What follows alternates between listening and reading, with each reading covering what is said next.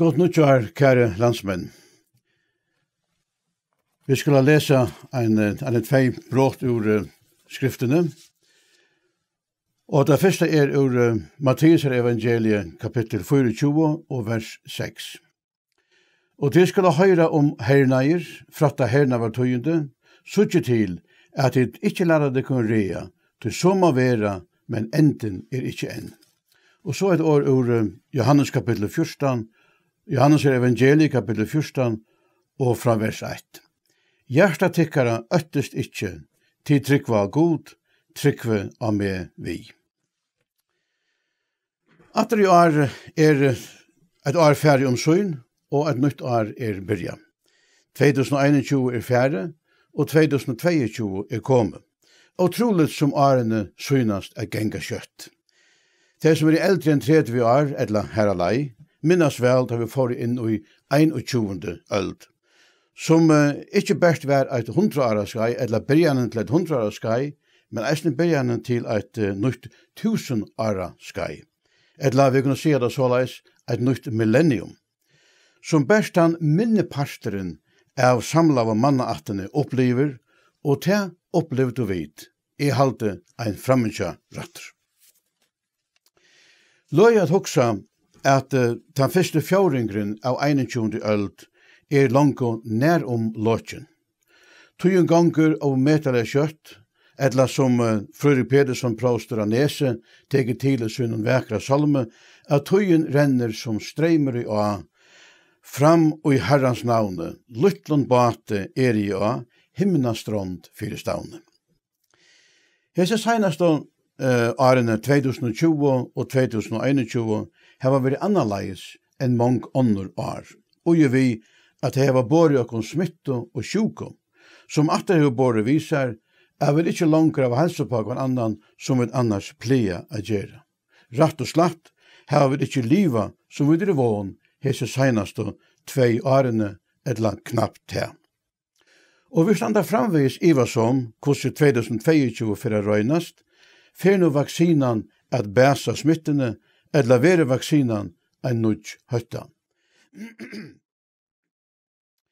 År som korona, covid-19, boostervaksina, frastova og nu omikron og andre korona-relatera år, det daglig at høyra i føreske og utlenske fjellmilenon, og våren en parter av akkurat daglige åra brukje, og hvert smapat kjenner hese årene.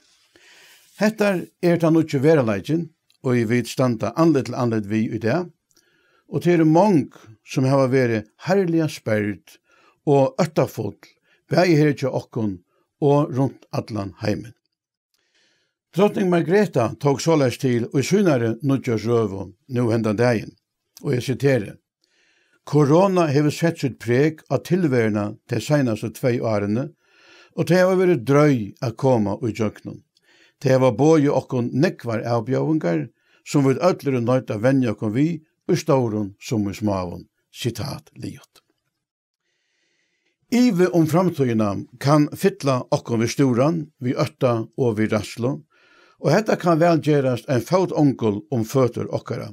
Men det var just hesebæge årene, eller hese årene, som Jesus sjálv brukte, ta han tala I sinne, vi læresvenner synar, og som vi eisen låso a byrja vi. Læti okkon ikkje rea, og hjerta tikkara øttest ikkje, men trykve. Da Jesus valgte a bruka hese her årene til læresvenner synar, så var det tog at han visste ekvelia vel at omstøvene til okkon menneskjon, gåen som øndun, kunne vel være løttar vi høttanon krutsk, hunker, epidemier, natur og vannlokker, hemsomfætande, futjalit skrall, og så videre, og så videre, og så videre. Jesus visste eisene at hjertet okkara kjøtt kan bukka under fyrir slukun høttanon, og tog det at Jesus, utan at bebreita okkara vantrykk, men forståelir og omsorgsfotler, minner okkon av til forløysande megina som ligger i trunne, og som kan gjeva okkon temarhald av öllun ötta og allare storan. Trygg en fremjande lykil i okkara løyve. Og vi eier öll hendan lykilin. Tryggven hon gjør okken ergangt inn i sjálvan himmelen, her Jesus sider som høvesprester okkara, og sjálvan hasade nøyenar inni i tøy aller heiligasta, og her kunne vi öll koma til eina og kvarja tøy, av natt som av degi, og sorg som og glede. Lat okon tøy grupa alt hetta her ui tryggv. At Jesus ikkje langur hongur av krossunum, at hans likam ikkje langur ligger i grøvene, men vid eie ein livande frelsara og ein livande høvesprest som okkara vekna, sitter og hasade nøyenar, og han bier fyrir tær, og han er rei at tega mot tær, vi öllun tøyne mysk og rasslun og öttafodlu storanon, og vi heilige andanon vil han gjeva tær fri og kvöld. Og i Filippe Braunen kapittel 4 og versene 6 og 6 hava vi et deilig lyfte som såljavande og lese. Store ongen fire, nei lete i öllun tær som det innskja, koma fram fyrir god og i akatlan og bøn vi tøkk. Så skal frie gods, som styr opp om alt vid, varverda hjørte og hoksane tykkara, og i Jesus Kristi.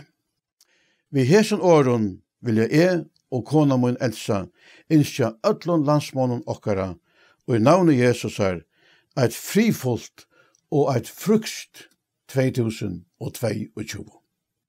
Skulle vi bia.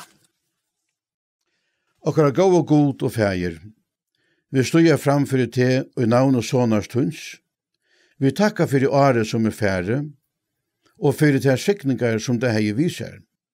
Vi takkar eisne fyrir te som vi helst vil du være fyrir åttan, og lær okkona kjenna tøyn vilja eisne og jøgnen hetta. Vi tjata med sjuko og tamon som stora og ratt, varveit okkara folk og tjau fra sjuko og vannlokko, og gjev landstyre, løkmanne, løktingsformanne, bygta og byrasmyndelækon, vysdom og godt skil av styra landet og kommunen.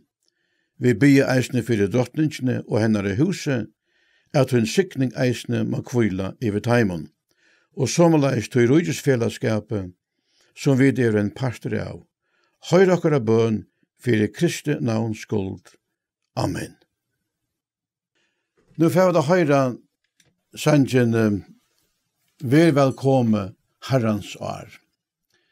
Hese sangren blei så dyrabære fyrir meg, fyrir nok så nekkun åren så gjerne, nu tar vi til jeg og Elsa arbeid i kristnastov i Kjøpmannahavn. Og vi narkas nutjåren, og det samme vi verforeldrene. Og så gjør det verferiemoen som danskare, eller danskare, han ikke middel nokko meir, han vi hendan her sangen, og sier av danskun, at Paul han hadde lagt merke til at sangen begynner sånn at vær velkommen Herrens år. Det er ikke vårt år, men det er Herrens år. Det er Herren som eier året. Jeg tenkte meg selv, tar hun alle det inn i nytt år og videre, det er Herren som eier året. Det er han som ræver. Nå færer vi det høyre hendan her sangen. Det er en amatør opptøka, men sangerne går i ødlomføren. Så gjør så vel.